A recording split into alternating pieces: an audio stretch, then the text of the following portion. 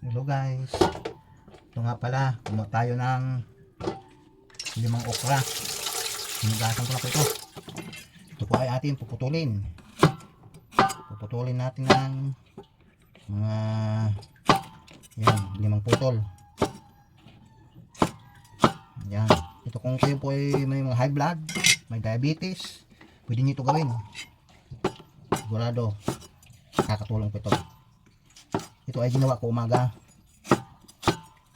Yan, malinis na. Kumuha tayo ng baso, mga 2 baso yan, o laman siguro yan. Lagyan natin ng tubig. Yan. Tapos ibabad po natin yung okra ha. Yan.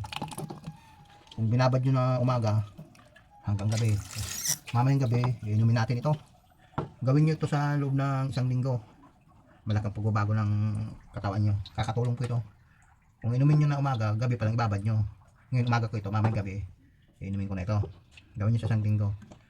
Sigurado maibsan yung mga diabetes, yung mga hypertension, mataas ang dugo. Okay, salamat.